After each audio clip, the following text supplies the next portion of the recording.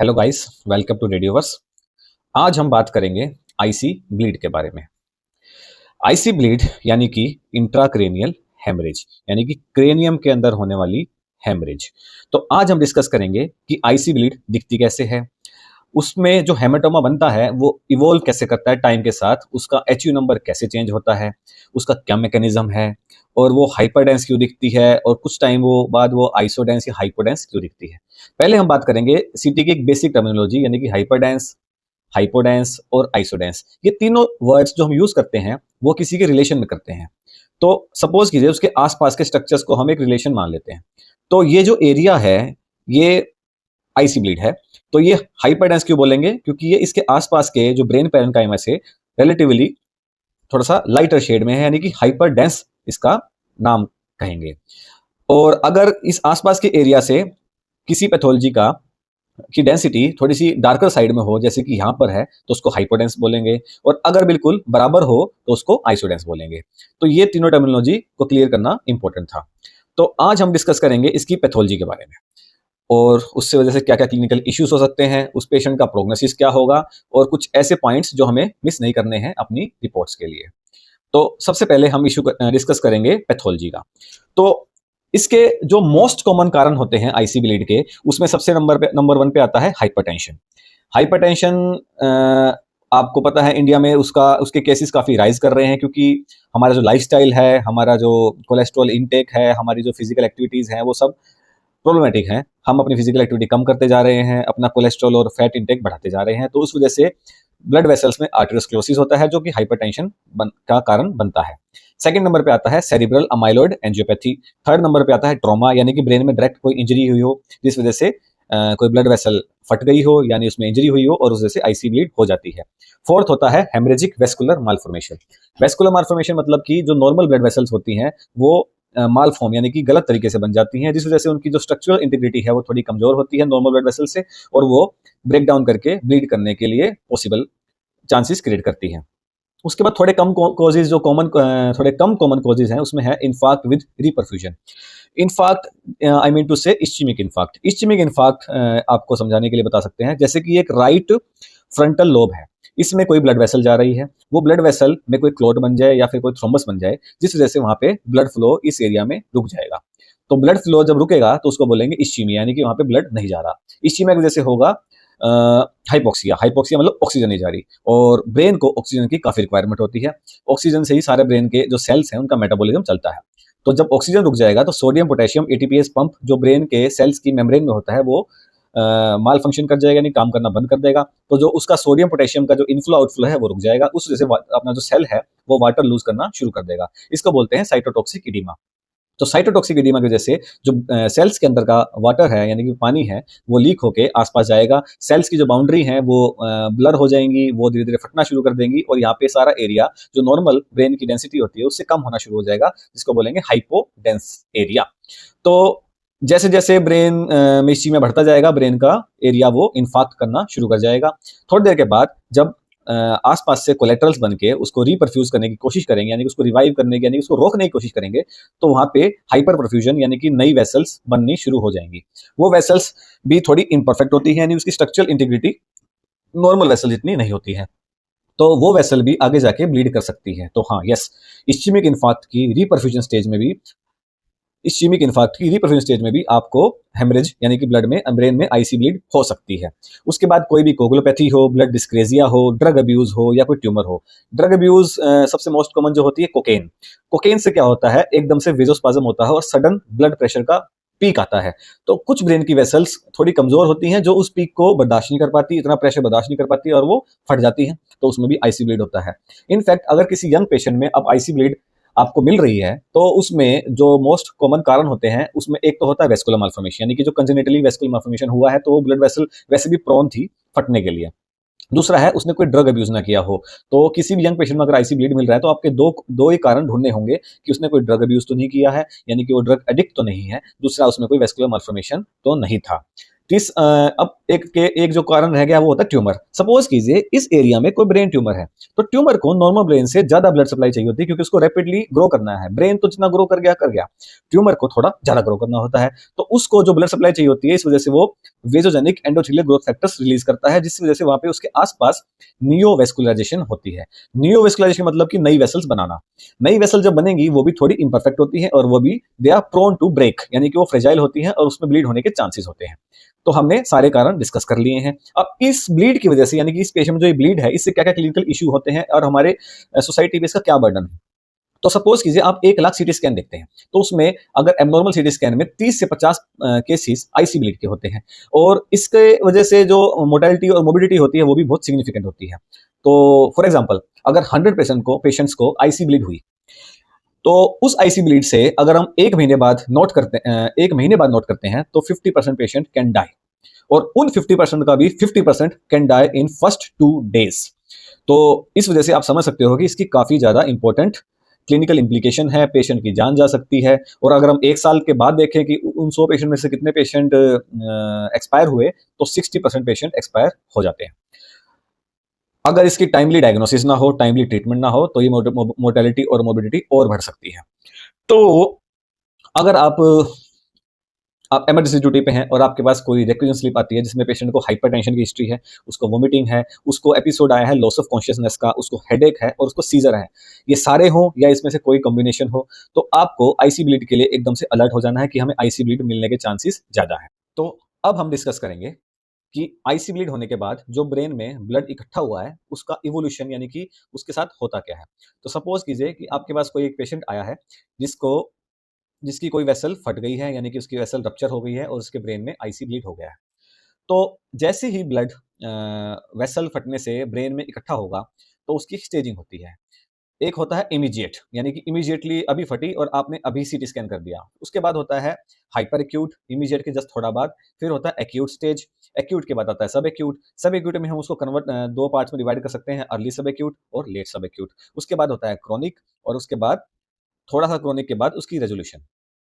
तो ये जो पिक्चर है, इसमें ये एक्यूट स्टेज में हेमेटोमा है, यानी कि वेसल फटी, उससे ब्लड निकला और यहाँ पे गैंग्लियो कैप्सुलर रीजन में इकट्ठा हो गया। गैंग्लियो कैप्सुलर रीजन से मुझे याद आया कि जो अगर हाइपर आज हम जो डिस्कस करेंगे वो हाइपरटेंसिव ब्लीड के बारे में है। तो हाइपरटेंसिव ब्लीड यानी कि उस वजह से जो ब्लड ब्रेन में हेमेटोमा बनता है, उसकी जो मोस्ट कॉमन लोकेशन होती है वो होती है बेसल गैंग्लिया। इस बेसल गैंग्लिया के बाद जो सेकंड मोस्ट कॉमन स्टेज होती है वो होती है थैलेमस। थैलेमस के बाद नंबर 3 पे आता है पोन्स और नंबर 4 पे आता है सेरिबेलम। तो अगर इन चारों लोकेशंस में आपको किसी पे आपको हेमेटोमा दिखाई दे रहा है सीटी स्कैन में, तो मोस्ट प्रोबेबली उसका कारण हाइपरटेंशन है। तो चलिए, एक्यूट स्टेज में यहाँ पे ब्लड वेसल से निकल के इकट्ठा होके एक हेमेटोमा बन गया है। हेमेटोमा के अंदर ब्लड में पानी होता है और आरबीसी होते हैं। आरबीसी के अंदर हीमोग्लोबिन होता है। तो जब तक आरबीसी ब्लड वेसल के अंदर थे, तो उन हीमोग्लोबिन में ऑक्सीजन थी। तो जस्ट अभी एक्यूट स्टेज में अगर हीमोग्लोबिन आरबीसी बाहर निकले हैं, तो उस हीमोग्लोबिन में अभी भी ऑक्सीजन होगी। तो ये सारा जो ब्लड है वो ऑक्सीजनेटेड हीमोग्लोबिन होगा। जैसे जैसे टाइम जाता जाएगा, वो थोड़ा सा हाइपर एक्यूट से एक्यूट स्टेज में जाएगा। एक्यूट स्टेज में जाने के बाद वो हीमोग्लोबिन कम होता जाएगा और ये सारा जो आरबीसी है वो डीऑक्सीजनेटेड हीमोग्लोबिन में कन्वर्ट हो जाएंगे। फिर सब एक्यूट स्टेज में अर्ली और लेट में डीऑक्सीजनेटेड हीमोग्लोबिन उसके बाद मेट हीमोग्लोबिन में कन्वर्ट हो जाएगा, लेकिन अभी भी ये हीमोग्लोबिन आरबीसी के सेल्स के अंदर ही है। तो अर्ली सब एक्यूट स्टेज में वो हो गया है methemoglobin within RBC. अब आरबीसी फट जाएंगे और वो मेट हीमोग्लोबिन आरबीसी से बाहर निकल जाएगा, तो वो लेट सब एक्यूट स्टेज में चला जाएगा। उसके बाद सारा जो ब्लड है वो पानी में, यानी कि वाटर में कन्वर्ट हो जाएगा, सब कुछ डिसइंटीग्रेट हो जाएगा। जो हीमोग्लोबिन के बाई प्रोडक्ट्स हैं वो सारे इकट्ठे होकर इसकी बाउंड्री वॉल पे हीमोसिड्रिन डिपोजिशन कर देंगे, और धीरे धीरे टाइम टू टाइम आगे जाते जाते ये सारा एरिया श्रिंक करके एक स्लिट लाइक एरिया ऑफ एनकेफेलोमलेशिया बन जाएगा। एनकेफेलोमलेशिया का मतलब होता है, एनकेफेलो मतलब ब्रेन, मलेशिया मतलब मालफॉर्मेशन, यानी कि पानी बन गया।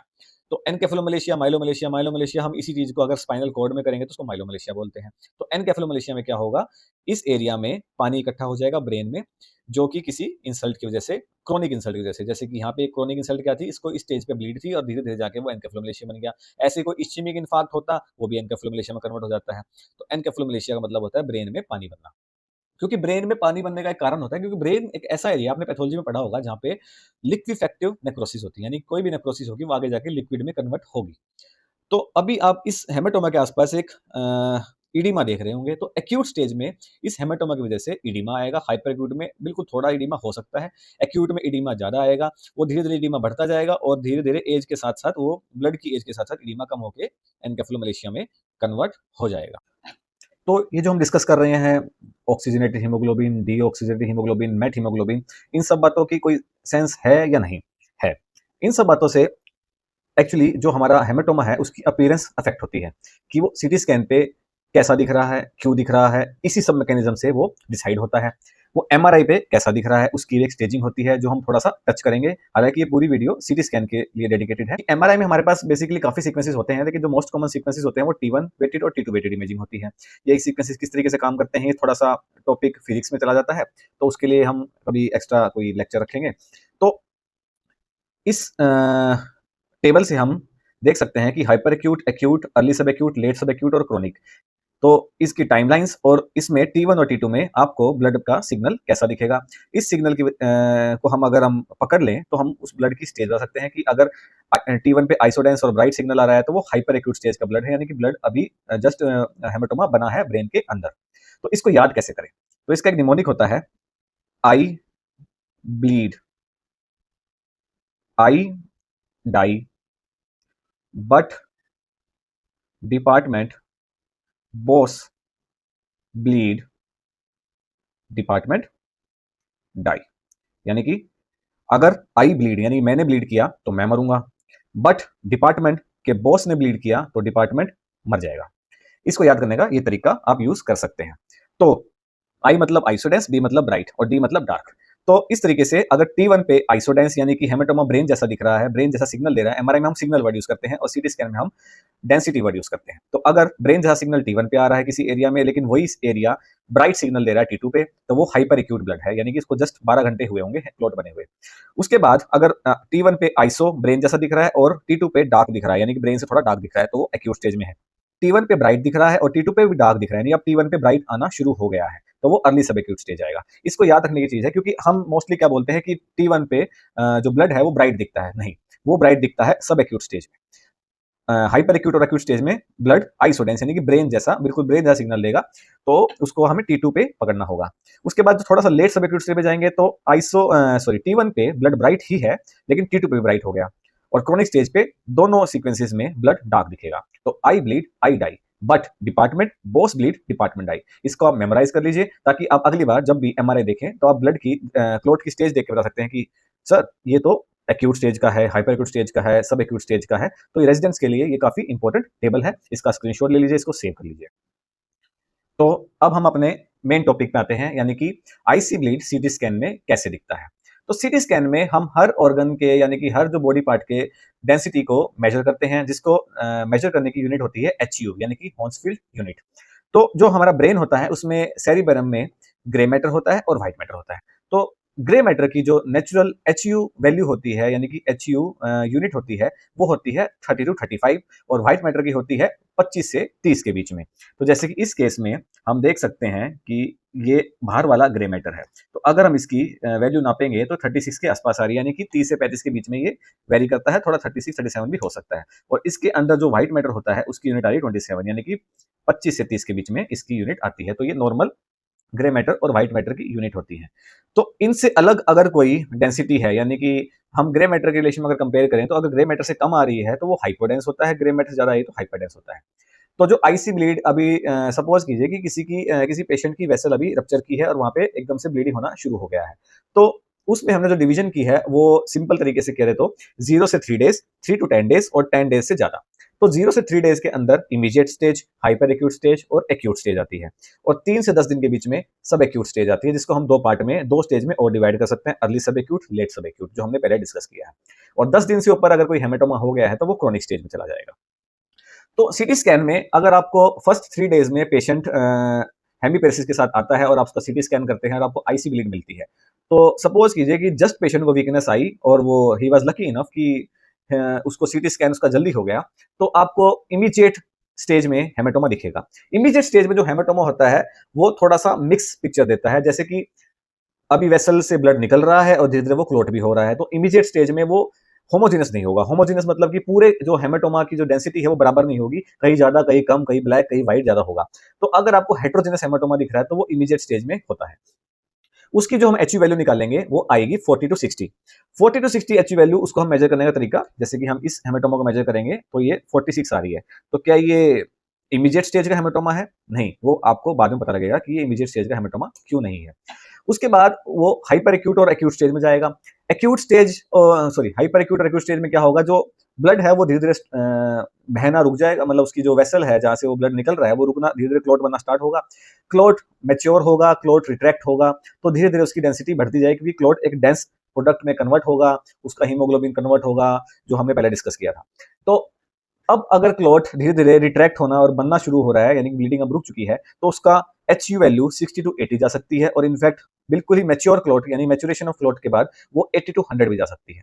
तो इससे हम ये समझ सकते हैं कि जो हमारा जो हेमेटोमा है पहले 3 दिन में 40 से लेके 100 तक जा सकता है, और नॉर्मल ब्रेन का जो ग्रे मैटर है वो 30 टू 35 या 37 तक हो सकता है। तो इससे ऊपर अगर हमें एचयू दिख रहा है तो वो हेमेटोमा उसका एक पॉसिबल कैंडिडेट है, उसका डिफरेंशियल डायग्नोसिस है।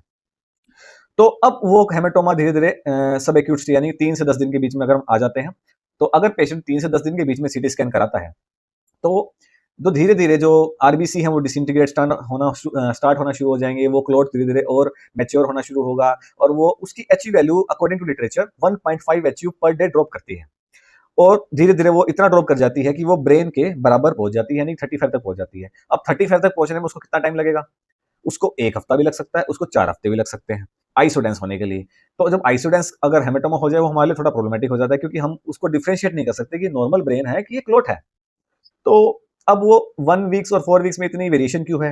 वो डिपेंड करता है क्लॉट के साइज़ पे। अगर क्लॉट ज़्यादा बड़ा होगा, तो उसको नॉर्मल डेंसिटी यानी ब्रेन की डेंसिटी पहुँचने में ज़्यादा टाइम लगेगा, क्योंकि ज़्यादा सेल्स, ज़्यादा टाइम, ज़्यादा आरबीसी। अगर वो क्लॉट छोटा है, तो जल्दी से जल्दी आइसोडेंस हो जाएगा। अब क्रॉनिक स्टेज में क्या होगा, वो धीरे-धीरे वो जो क्लॉट है वो डिसॉल्व होना शुरू होगा, ब्रेन के जो डिफेंस मैकेनिज्म है उस क्लॉट को धीरे-धीरे गायब करना शुरू कर देंगे, उसको सफाई कर देंगे उसकी, तो धीरे-धीरे वो पानी बनता जाएगा, जो कि मैंने आपको बताया था कि एन्केफेलोमैलेशिया हो जाएगा। अब एन्केफेलोमैलेशिया में क्या होगा, तो क्लॉट का नंबर धीरे-धीरे पानी की तरफ जाएगा, जैसे कि वेंट्रिकल है, इस वेंट्रिकल में जो सीएसएफ वो पानी जैसा होता है, उसका नंबर 3.8 यानी कि ये 5 से नीचे, 10 से नीचे इतना पहुँच जाएगा, और धीरे-धीरे वो जो एरिया है वो एन्केफेलोमैलेशिया यानी फ्लूइड डेंसिटी यानी फ्लूइड का एक एरिया बन जाएगा, और वो फिर रिट्रैक्ट हो के एक स्लिट लाइक एरिया बन जाएगा। तो वहाँ पे हम बोलेंगे एरिया ऑफ एन्केफेलोमैलेशिया, यानी कि उसका मतलब है वहाँ पे पहले कोई इंसल्ट रही होगी। जैसे इस केस में हमें पता है कि यहाँ पे ब्लीड था, तो हमें हिस्ट्री उसकी पता करनी पड़ेगी, यहाँ पे ट्रॉमा हुआ था या फिर हाइपरटेंसिव ब्लीड हुई थी, या फिर उसको कोई वेस्कुलर मालफॉर्मेशन फटा था। तो इस तरीके से हम उसकी स्टेजिंग कर सकते हैं, एन्केफेलोमैलेशिया बता सकते हैं और क्रोनिक स्टेज पे जा सकते हैं। अब जो शुरू के पहले 3 दिन होते हैं उसमें एक इम्पोर्टेंट पॉइंट होता है जो हमारे को मिस नहीं करना है। एक पॉइंट तो ये होता है कि शुरू के 3 दिन में जो क्लॉट है उसके आसपास ब्रेन भी तो रिएक्ट करेगा। अब ब्रेन रिएक्ट करेगा तो जैसे नॉर्मल बॉडी में कोई इंजरी होती है तो वहाँ पे थोड़ी-सी सोजिश आ जाती है। सोजिश को हम बोलेंगे एडिमा। एडिमा ब्रेन में 2 तरह का होता है, साइटोटॉक्सिक और वेजोजेनिक। साइटोटॉक्सिक हमारा मोस्टली इन्फार्क्ट यानी कि इस्केमिक इन्फार्क्ट में आता है, और वेजोजेनिक होता है नॉर्मल कोई oedematous reaction to any insult, may be a clot, may be a haematoma, may be a tumour, और may be a granuloma like tuberculosis और न्यूरोसिस्टिक सर्कोसिस। अब साइटोटॉक्सिक एडिमा मतलब कि सेल में टॉक्सिसिटी, यानी कि जो हमारे इस्केमिक इन्फार्क्ट में अगर ब्रेन के सेल को ऑक्सीजन नहीं मिलती तो सोडियम पोटेशियम एटीपीएस पंप खराब हो जाता है, जिससे वाटर लीक होना शुरू हो जाता है। और साइटोटॉक्सिक एडिमा पहचानने का एक खास तरीका होता है कि उसमें जो ग्रे मैटर और व्हाइट मैटर की डेंसिटी एकदम बराबर हो जाती है, यानी कि ग्रे मैटर और व्हाइट मैटर का जो डिफरेंशिएशन है वो लॉस हो जाता है। इसलिए हम इस्केमिक इन्फार्क्ट में एक लाइन ऐड करते हैं कि there is loss of grey and white matter differentiation which is pointing towards ischemic infarct. तो ग्रे मैटर और व्हाइट मैटर दोनों इन्वॉल्व होते हैं साइटोटॉक्सिक एडिमा में, और लेकिन विजोजेनिक एडिमा एक अलग तरीके से बिहेव करता है। वो जिस क्लॉट के आसपास फ्लूइड लीक होना शुरू हो जाता है, यानी कि वहाँ पे एक इन्फ्लेमेशन शुरू हो जाती है, जिस वजह से उस जहाँ पे भी इन्फ्लेमेशन यानी एडिमा है उस एरिया की डेंसिटी कम हो जाती है। आप देखिए नॉर्मल व्हाइट मैटर की डेंसिटी इतनी है, और इसके आसपास जो क्लॉट हेमेटोमा के आसपास जो ब्रेन है उसकी डेंसिटी 17 है, और नॉर्मल व्हाइट मैटर की 27 है। तो इससे क्या पता लगता है कि यहाँ पे हाइपोडेंसिटी एडिमा की तरफ जा रही है। तो शुरू के 3 दिन में जो एडिमा होता है वो कम होता है। तो अब इंपॉर्टेंट सवाल आता है कि एडिमा पीक कब करेगा, एडिमा बढ़ेगा कब? एडिमा बढ़ेगा सब एक्यूट स्टेज में। डे 5 इज द डे जब क्लॉट के आसपास एडिमा मैक्सिमम होता है। अब ये पॉइंट इंपॉर्टेंट इसलिए है कि सब एक्यूट स्टेज में क्लॉट बढ़ तो नहीं रहा, लेकिन उसके आसपास एडिमा बढ़ता जा रहा है। तो उससे क्या होगा, आप ध्यान से देखिए, इसमें ये तो क्लॉट है, इसके आसपास ये सारा ब्लैक एडिमा है, तो ऑलमोस्ट देखा जाए तो जितना क्लॉट है उतना एडिमा है। तो ब्रेन को पहले इतना एरिया अकोमोडेट करना पड़ रहा था एक्स्ट्रा, जो कि अनवांटेड था। अभी जो इडिमा है ये भी एक्स्ट्रा है, तो ये भी ब्रेन के ऊपर इफेक्ट डालेगा। इसको बोलेंगे मास इफेक्ट। मास इफेक्ट मतलब ये this thing is behaving like a mass and is compressing the adjacent brain structures, वो एडजेसेंट ब्रेन स्ट्रक्चर्स पे कंप्रेशन डालेगा, जो हम इस केस में आगे जाके डिस्कस करेंगे। तो आपको याद रखना है मैक्सिमम एडिमा आता है सब एक्यूट स्टेज के डे 5 पे। अब एक्यूट स्टेज में एक इंपॉर्टेंट चीज होती है स्वेल साइन। जब मैंने आपको बताया था इमीडिएट हम अगर सीटी स्कैन कर लेते हैं एक ब्लीड होने के बाद, तो उसमें हेट्रोजेनिटी आती है, धीरे धीरे वो हेट्रोजेनिटी कम हो जाती है क्योंकि ब्लीड रुक जाती है और वो क्लॉट बिल्कुल यूनिफॉर्मली हाइपरडेंस हो जाता है। लेकिन क्या अगर अगर डे 3 डे 4 पे अगर कोई क्लॉट आ रहा है और उसमें हेट्रोजेनिटी दिख रही है, यानी कि सपोज कीजिए इस क्लॉट के अंदर यहाँ पे ब्लैक ब्लैक एरियाज दिख रहे हैं, तो क्या इस पेशेंट को हम सेफ बोलेंगे कि या इस पेशेंट में हम कुछ ऐसी चीज पकड़ पा रहे हैं जो आगे जाके इसकी मोर्बिडिटी बढ़ा सकती है, मोर्टेलिटी बढ़ा सकती है? इसको बोलते हैं स्वेल साइन। स्वेल साइन का मतलब होता है उस स्टेज पे हमने सीटी स्कैन लिया है जिस स्टेज पे क्लोट के अंदर फ्रेश ब्लड आ रहा है। वो फ्रेश ब्लड इस क्लोट के रिलेटिवली 40 टू 60 एचयू देगा, जो कि क्लोट अभी 80-100 तक जा चुका है एचयू में। वो फ्रेश ब्लड 40 टू 60 के आसपास होगा, क्योंकि जो इमीडिएट स्टेज में जो हमने एचयू बताई थी वो 40 टू 60 थी। तो जब भी आपको स्वेल साइन मिलेगा तो वो पेशेंट के लिए डेंजरस है, क्योंकि इसका मतलब है पेशेंट अभी भी ब्लीड कर रहा है और ये हेमेटोमा धीरे धीरे और बड़ा होगा और कंप्रेशन डालेगा, ब्रेन पे और इफेक्ट डालेगा। तो उस स्टेज पे आपको इमीडिएटली ईआर में फोन करना है। जैसे हमने ईडीएस में बताया था कि आपको स्वेल साइन जब भी देखिए उसी टाइम आपको इमीडिएटली कॉल करना है और बताना है कि इसमें swirl sign and patient is actively bleeding. तो स्वेल साइन हमने डिस्कस कर लिया कि उसका मैकेनिज्म क्या है, सब एक्यूट स्टेज हमने बता दी और क्रॉनिक स्टेज हमने बता दी। क्रॉनिक स्टेज के बाद धीरे धीरे वहां पे एनकेफ्लोमलेशिया हो जाएगा। तो इस पेशेंट पे अब हम आते हैं, इस पेशेंट में क्या क्या फाइंडिंग्स है। तो इस पेशेंट में आप देख ही पा रहे होंगे कि नॉर्मल ग्रे मैटर्स जो कि 30-35 होता है, इसके अलावा यहाँ पे एक हाइपरडेंस एरिया आ रहा है जो कि मास जैसे बिहेव कर रहा है, जिसका एचयू 48 आ रहा है, यानी 40 टू 50 के आसपास इसका एचयू आ रहा है। तो क्या ये हाइपर एक्यूट यानी कि इमीडिएट स्टेज पे है जो 40-60 है? नहीं। मैंने बताया था एक्यूट यानी 0 टू 3 डेज के बीच में जो इडीमा होता है वो बहुत कम होता है, लेकिन ये जो इसके आसपास जो ब्लैक ब्लैक हाइपोडेंस वेजो यानी कि इडीमा है, ये कम नहीं है, ये ऑलमोस्ट क्लोट के साइज के बराबर है। तो ये सब एक्यूट स्टेज में जा चुका है। ये पेशेंट भी 50 टू 60 ईयर्स के बीच में था।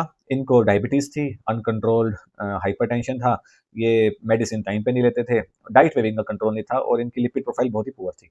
तो ये डे 5 आए थे सीटी स्कैन कराने। इनको वीकनेस थी, हेमीप्रेसिस था, वोमिटिंग भी हुआ, लॉस ऑफ कॉन्शियसनेस भी हुआ, लेकिन ये डे 5 पे सीटी स्कैन कराने आए। तो उसमें हमें ये एक हेमेटोमा मिला जिसकी डेंसिटी 45 टू 50 के बीच में वेरी कर रही थी। तो इस केस में हम जो हम आपकी रिपोर्टिंग होगी उसमें आपको इस हेमेटोमा का साइज लेना होगा, जिसमें आपको इस हेमेटोमा का एपी डायमेंशन, ट्रांसवर्स डायमेंशन और क्रेनियोकोडल डायमेंशन। क्रेनियोकोडल डायमेंशन के लिए आपको इसको कन्वर्ट करना होगा कोरोनल प्लेन्स में। तो कोरोनल प्लेन्स में आप इस हेमेटोमा का यहाँ से लेके यहाँ तक साइज लेंगे। इस साइज के अलावा आपको मेंशन करना होगा that this haematoma is having moderate perilesional oedema. Moderate क्यों? क्योंकि ये लीजन के ऑलमोस्ट साइज के बराबर इसके आसपास हाइपोडेंसिटी आ रही है। तो this haematoma is having moderate perilesional haematoma. अब ये जो पेरिलीजनल हेमेटोमा है, पेरिलीजनल एडिमा है और हेमेटोमा है, इसकी वजह से ब्रेन पे क्या असर पड़ता है कि इससे मोर्टेलिटी बढ़ क्यों रही है? तो सबसे पहले तो ये हेमेटोमा की लोकेशन आपको देखनी है। ये है गैंग्लियो कैप्सुलर रीजन में, लेफ्ट गैंग्लियो कैप्सुलर रीजन। ये थोड़ा सा एक्सटेंड करके टेम्पोरल लोब में जा रहा है क्योंकि हेमेटोमा थोड़ा बड़ा है, और ऊपर जाएंगे तो थोड़ा सा ये पैराइटल लोब में भी इन्वॉल्वमेंट दिखा रहा है। तो सबसे मोस्ट इंपॉर्टेंट क्या होता है कि आपको लोकेशन जाननी है। लोकेशन में क्या है कि जो हमारी हाइपरटेंसिव ब्लीड है वो स्पेसिफिकली नंबर 1 लोकेशन उसकी होती है बेसल गैंग्लिया, जो कि यहाँ पे है। नंबर 2 लोकेशन की बात करें तो थैलेमस के अंदर होती है। नंबर 3 की बात करें तो पोन्स के अंदर होती है, और नंबर 4 सेरिबेलम। तो इन 4 लोकेशन में अगर आपको हेमेटोमा दिखाई दे रहा है तो most probably the patient is hypertensive and the cause of bleed is uncontrolled hypertension. तो हेमेटोमा हो गया, उसके आसपास इडीमा हो गया, उस वजह से ब्रेन पे फर्क क्या पड़ रहा है? अब देखिए ब्रेन में जो हमारी कैलवेरियम है इसमें स्पेस तो लिमिटेड है। अब ये एक्स्ट्रा चीजें आ रही हैं तो जो नॉर्मल चीजें हैं उन पे कंप्रेशन आएगा। कैसे आएगा? सबसे पहले वेंट्रिकल अपना बलिदान देगा। वेंट्रिकल में क्या होता है? पानी होता है। वो कहता है सबसे पहले मैं दब जाता हूँ ताकि बाकी चीजों पे असर ना पड़े। तो इस केस में आप देखिए राइट लेटरल वेंट्रिकल का साइज देखिए और लेफ्ट देखिए, बिल्कुल एक स्लिट लाइक हो गया है। तो लेफ्ट वेंट्रिकल ने इसका जो इसने एरिया कवर किया उसको छोड़ने की कोशिश की कि आप मेरा एरिया लीजिए, और वो कंप्रेस हो गया। उससे भी बात नहीं बनी तो इसने मिड लाइन शिफ्ट किया, यानी कि जो ये वाला ब्रेन है वो मिड लाइन को क्रॉस करके इधर जाने की कोशिश कर रहा है। मिड लाइन नापने के लिए आपको क्या करना है? एक लाइन ड्रॉ करनी है बिल्कुल फाक्स के लॉन्ग, ये इंटर हेमिस्फेरिक फिशर के लॉन्ग। उसके बाद आपको ये जो सेप्टम पेलोसिडम है इससे एक लाइन ड्रॉ करनी है यहाँ तक। तो इसमें जो मिड लाइन शिफ्ट आया वो 4.14 mm आया। आमतौर पर ये जनरली माना जाता है कि अगर मिड लाइन शिफ्ट 5 mm से ज्यादा है तो पेशेंट के लिए मोबिलिटी के चांस या मोर्टेलिटी के चांस ज्यादा है, यानी कि वो थोड़ा सिग्निफिकेंट ज्यादा माना जाता है। तो इस केस में ये 4.14 mm है। उसके अलावा ये जो इडिमा है ये और भी चीजें कर सकता है। अगर ये हेमेटोमा यहाँ होता तो ये जो फाक्स है, यानी इसको हम फेल्साइन भी बोलते हैं, तो इस हेमेटोमा की वजह से ब्रेन इस फाक्स के नीचे से इधर भी हर्निएट कर सकता है, जिसको बोलते हैं सब फेल्साइन हर्निएशन। इसको देखने के लिए आपको कोरोनल सेक्शन देखने होंगे। तो इस अगर हेमेटोमा यहाँ होता तो ब्रेन पे इफेक्ट पड़ता और ये ब्रेन खिसक के इसके नीचे से आने की कोशिश करता, तो इसको बोलते हैं सब फेल्साइन हर्निएशन। इस केस में तो ये नहीं है, लेकिन आगे के लिए आपको ये इस पे ध्यान देना है कि अगर यहाँ होगा तो आपको सब फेल्साइन हर्निएशन देखना है। दूसरा हर्निएशन क्या होता है, ब्रेन हर्निएशन, ये होता है टेंटोरियम। जो टेंटोरियल लीफलेट मैंने पिछली वीडियो में डिस्कस किया था, ये हेमेटोमा यहाँ पे है। अगर ये हेमेटोमा इतना बड़ा हो जाता कि ये ब्रेन यहाँ से खिसक के इसके नीचे खिसक जाता, यानी कि टेंटोरियम के थ्रू यहाँ चला जाता नीचे की तरफ, तो इसको बोलते हैं ट्रांस टेंटोरियल हर्निएशन, जो कि इंफीरियर डायरेक्शन में होगा। अगर कोई बड़ा मास लीजन यहाँ पे होगा तो ये ऊपर भी जा सकता है। तो ये दो तरह के हर्निएशन होते हैं, सबफेल्सियन हर्निएशन और ट्रांस टेंटोरियल हर्निएशन, इसको बोलते हैं टेंटोरियम लीफलेट। उसके अलावा और भी एक तरह का हर्निएशन होता है जिसको बोलते हैं अंकल हर्निएशन। जो टेम्पोरल लोब के एनाटॉमी अगर हम पढ़ेंगे तो यहाँ पे इस एरिया को अंकस बोलते हैं। तो अगर इस क्लोट की वजह से अंकस पे इफेक्ट पड़ता है, यानी कि उसको खिसकना पड़ता है, तो यहाँ पे जाके जो ये पेरीमेसेनकेफलिक सिस्टम, यानी मिड ब्रेन के चारों तरफ के जो सिस्टम हमको पेरीमेसेनकेफलिक सिस्टम बोलते हैं। तो यहाँ पे थोड़ा देखा जाए तो इस तरफ का सिस्टम थोड़ा सा कम दिख रहा है, इधर का थोड़ा ज्यादा दिख रहा है। तो अगर पेरीमेसेनकेफलिक सिस्टम का इफेसमेंट, यानी कि उनका दिखना कम हो रहा है, इफेस मतलब वो बंद हो रहे हैं, दब रहे हैं, तो उसमें हम केस में बोल सकते हैं कि this thing is pointing towards uncle herniation. तो इन सब हर्निएशन से होता क्या है, इन सब हर्निएशन से ब्रेन के जो normal structure normally working condition में होते हैं वो कंप्रेस होते हैं और वो काम करना कम कर देते हैं या बंद कर देते हैं। तो इन सब चीजों से भी पेशेंट कैन डाई, बिकॉज जो इंट्राक्रेनियल प्रेशर है इस हेमेटोमा की वजह से बढ़ जाता है और ब्रेन के स्ट्रक्चर्स कंप्रेस होना स्टार्ट हो जाते हैं। तो इस केस में हम रिपोर्ट में ऐड करेंगे वो हेमेटोमा का साइज तीनों डायमेंशंस में, हेमेटोमा के आसपास कितना एडिमा है, उस वजह से लेटरल वेंट्रिकल इफेस हो रखा है, इप्सिलेटरल यानी कि लेफ्ट साइड का, उसी इप्सिलेटरल जो सल्कोगाइल स्पेस वो इफेस हो रखे हैं, मिड लाइन शिफ्ट हो रखा है राइट साइड की तरफ 4.6 mm जो भी इसमें आया था। कोई हर्निएशन ट्रांसटेंटोरियल नहीं है अभी, सब फेल्सियन हर्निएशन नहीं है, लेकिन थोड़ा सा पेरीमेसेनकेफलिक सिस्टम्स का इफेसमेंट हो रखा है, जिसको हम uncle herniation, early uncle herniation बोल सकते हैं। ठीक है, तो इसके अलावा इस ब्रेन में और भी सेकेंडरी फाइंडिंग्स है जो हमें देखनी है। जो नॉर्मली ये पेशेंट 55 टू 60 50 60 ईयर्स एज में था, तो इस एज में ब्रेन थोड़ा थोड़ा एट्रोफी होना शुरू हो जाता है, और ये एट्रोफी और भी ज्यादा होती है अनकंट्रोल्ड डायबिटीज, हाइपरटेंशन इनमें, क्योंकि इनकी वजह से जो वेसल्स के डायनेमिक्स हैं वो चेंज हो जाते हैं, आर्टरियस्क्लोसिस हो जाता है, छोटी छोटी वेसल्स क्लोट होना शुरू हो जाती है, ब्रेन श्रिंक होना शुरू हो जाता है। अब जब ब्रेन श्रिंक होगा तो अगर ब्रेन में कुछ चीज ऐड हो रही है तो वेंट्रिकल छोटे हो जाते हैं उसको जगह देने के लिए, लेकिन अगर ब्रेन ही छोटा हो रहा है, जैसे कि यहाँ इस तरफ का ब्रेन के सल्कोगाइल स्पेसेस थोड़े बड़े हैं, इधर के तो इफेस है क्योंकि मास ने उसको दबा दिया है, लेकिन इधर के बड़े बड़े थोड़े से प्रोमिनेंट सल्कोगाइल स्पेसेस हैं, तो इस एरिया जो ब्रेन ने कम किया, छोड़ा है, उसको कवर करने के लिए वेंट्रिकल बड़े हो जाते हैं। तो वेंट्रिकल थोड़ा सा जी हजूरी, मतलब कि अगर आपको जगह चाहिए तो मैं जगह दे दूंगा, जगह नहीं चाहिए तो मैं अपनी जगह ले लूंगा, तो ये वेंट्रिकल बड़ा हो गया। अब वेंट्रिकल बड़ा होएगा तो इसको बोलेंगे ब्रेन एट्रोफी। इस ब्रेन एट्रोफी क्या क्या साइंस है, ब्रेन के सल्कोगाइल स्पेसेस छोटे हो गए, थोड़ी थोड़ी कोर्टेक्स की थिनिंग हो गई है और वेंट्रिकल बड़े हो गए हैं। इस वेंट्रिकल जो ये साइज बड़ा हो रहा है इसको बोलते हैं एक्स वेक्यू डायलेटेशन ऑफ वेंट्रिकल्स। उसके अलावा इस ब्रेन में आप देखोगे जो सेरिबेलर फोलिया हैं वो थोड़े प्रोमिनेंट हो रखे हैं, सेरिबेलम के आसपास जो सीएसएफ है वो स्पेसेस थोड़े बड़े दिख रहे हैं, तो इस पेशेंट में ब्रेन एट्रोफी है। उसके अलावा जो ये फ्रंटल होन है राइट साइड का, इसके आसपास जो ये व्हाइट मैटर है ये थोड़ा ज्यादा ब्लैक है। यहाँ देखेंगे तो 28 आ गया और इस एरिया में देखेंगे तो 16 आ गया। ऐसा क्यों, व्हाइट मैटर तो सेम होना चाहिए। ये व्हाइट मैटर है periventricular, it's prone to hypoxia, यानी कि हाइपोक्सिया अगर होगा तो यहाँ पे ज्यादा इफेक्ट पड़ेगा। तो इस पेशेंट में क्या था, अनकंट्रोल्ड हाइपरटेंशन, डायबिटीज, इस वजह से इसकी स्मॉल ब्रेन की छोटी छोटी वेसल्स हैं वो क्लोट हो रही थी, धीरे धीरे क्लोट हो रही थी। उस वजह से क्या हो रहा है कि ये पेरीवेंट्रिकुलर व्हाइट मैटर, जो वेंट्रिकल के आसपास का व्हाइट मैटर, वहां पे ब्लड कम जा रहा था, उस वजह से वो वेंट्रिकल में धीरे धीरे छोटे छोटे इन्फार्क्ट बन रहे थे और वहां की डेंसिटी कम हो रही थी। इस वजह से यहाँ पे ब्लैक ब्लैक हाइपोडेंसिटी आ रही है। तो इसको बोलते हैं क्रोनिक स्मॉल वेसल, यानी क्रोनिक काफी टाइम से चलती हुई स्मॉल वेसल इश्चेमिक चेंजेस। इसकी जो स्टेजिंग होती है वो एमआरआई में बेटर होती है, जिसको हम फिजिकास बोलते हैं, फिजिकास स्केल, जिसमें 1 2 3 करके स्केलिंग होती है, जो एमआरआई किसी वीडियो में डिस्कस करेंगे। तो इस पेशेंट में ब्रेन एट्रोफी है हेमेटोमा के अलावा, और क्रोनिक स्मॉल वेसल इश्चेमिक चेंजेस हैं। आई होप कि ये वीडियो आपकी हेल्प करेगी और आप आईसी ब्लीड के जो सिग्नल चेंजेस हैं उसमें वो हाइपरटेंस क्यों दिखता है, स्वेल साइन क्यों दिखता है, ये सब चीज़ें आपको समझ में आ गई होंगी। अगर आपको कोई भी डाउट है तो नीचे कमेंट सेक्शन में लिखिए, और आई होप कि आपको वीडियो अच्छी लगी हो तो आप इसको लाइक करेंगे, शेयर करेंगे और मेरे चैनल को सब्सक्राइब करेंगे। मैं ऐसी वीडियोस आगे जाके थोड़ा जल्दी लाया करूंगा। So thank you for watching and subscribe my channel.